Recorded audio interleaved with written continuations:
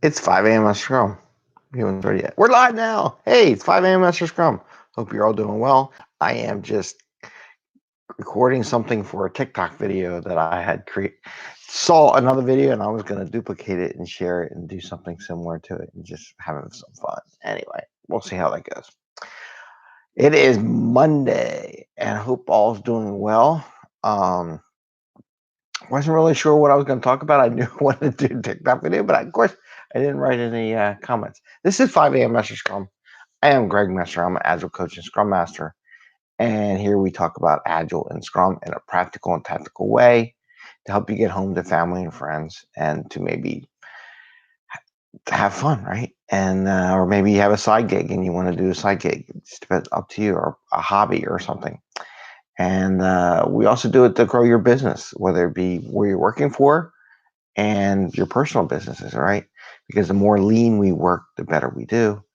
And we also do it such a way that hopefully you get these using Scrum and Agile so that you're not working 80-hour days stressing out and working long. And along the way, maybe we'll have some fun. So with that, I just want to talk about a couple things. Wasn't a lot, but some reason the other day, a lot of things came up to me. I was doing my coaching session with our gentleman from New Zealand, and I'm doing that coaching on the weekend.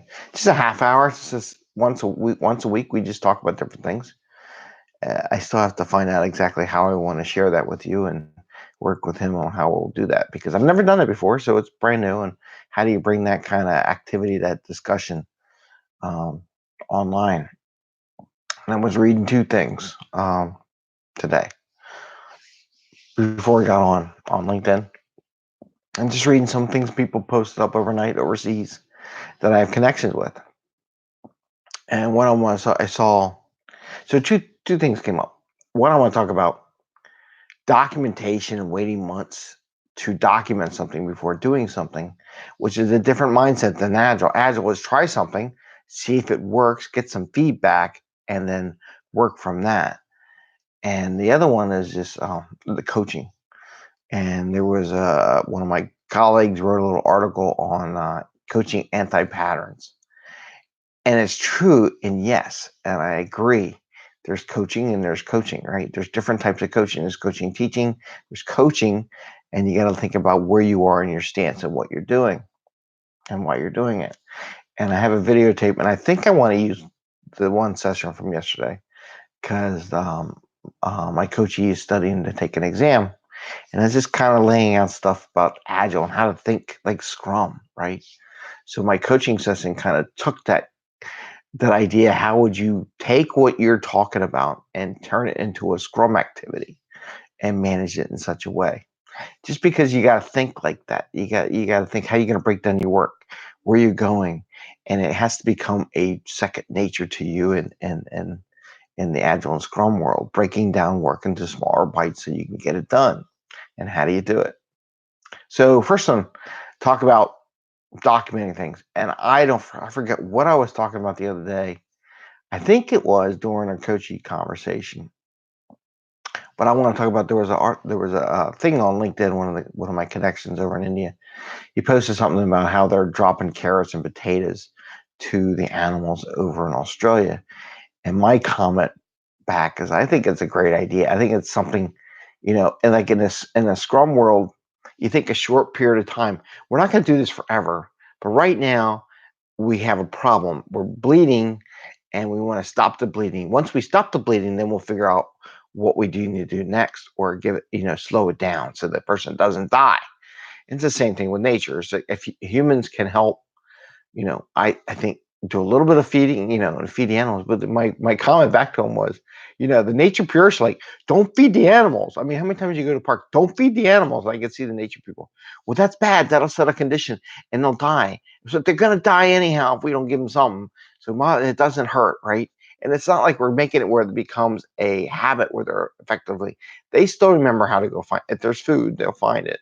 Otherwise, you just let nature take its course and let the animals die. What do you want? You want to give them some food and violate the idea from a nature perspective? Or do you want to study for 6 months, and 6 months from now, they're going to die anyhow?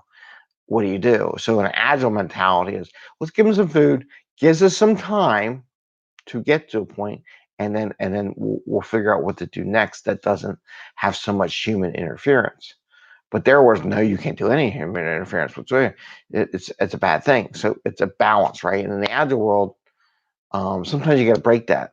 You know, it's like where a lot of companies do innovation things. When I worked at Comcast, they would do a whole week. It was great. I still think that one thing was the best thing about working at Comcast. Maybe not how they, but no, but actually it was pretty good. I mean, they gave people time, they supported them, they actually expected you to participate, but they gave you time and they didn't make you still work in the business side and produce stuff.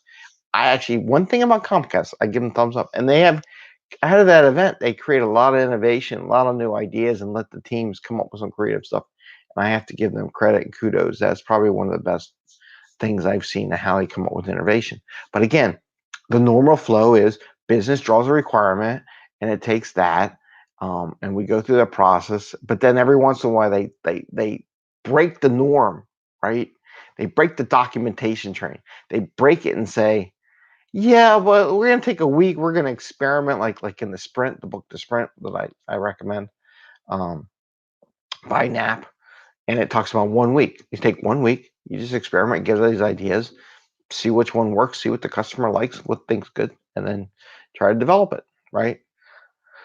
So, um, so it was just something that came up the other day. Is that it's like sometimes you have this role, you have if you're doing safe and you have release trains and it goes. But sometimes you need that little bit of innovation. I think even safe, they try to get the IP sprint to be that little bit of innovation. Think out of the box, right?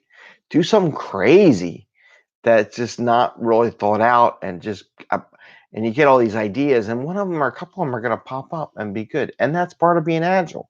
It's not always about a very rigid way of developing requirements or stories, and it comes from a certain way. And if it doesn't come from that way, you can't do it and you can't work on it, because I see a lot of that where people are like, well, if it ain't quote from business, then we can't work on it. Well, that's not agile. The agile is having business and tech working together hand in hand to build a better product. It ain't that if it doesn't come from business, we don't do it. And it ain't that we only do it if tech says, or we never get to do the tech improvement. The real optimum high performing team is when tech and business get together. So that's kind of, I went off topic on, but that's kind of what I wanted to say, is that that's what Agile is about.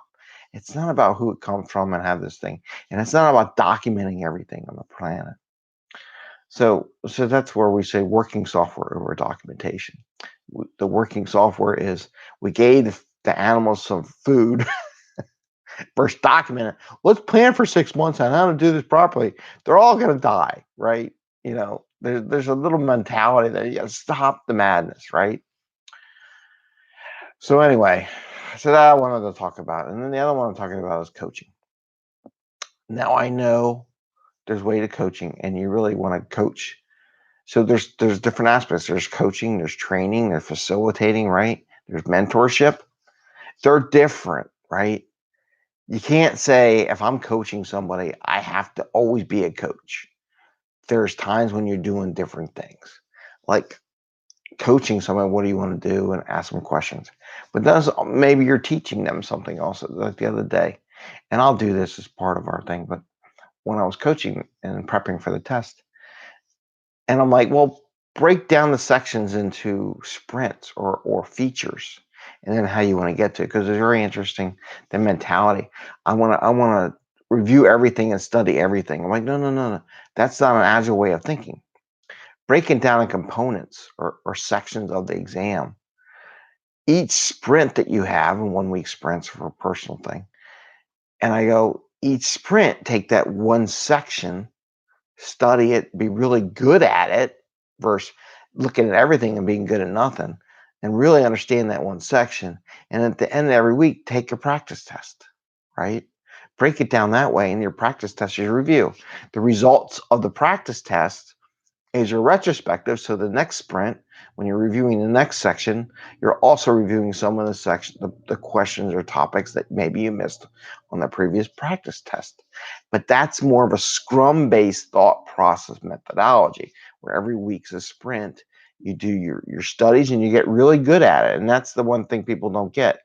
We're not trying to do everything, but the one thing we do, the one story we work on, we want it to come out really well and be able to go to production. So the idea in preparing to take an exam, when you break it down by sections in a Scrum mentality, and also remember, during that week, you have other things you're working on. So you can't study the whole thing. You can if you're, I mean, maybe you're really smart and you just can do it. More power to you. But breaking it down into sections, and each section, study a section. And then also, that gives you a timetable when you think you'll be ready to take the exam. So you're planning it out. It's not just wishy-washy world. We do wishy-washy in Scrum. And be safe, also, we do some release planning. So your release is when you're going to take the exam, right? I'm ready to go production. I'm ready to take the exam.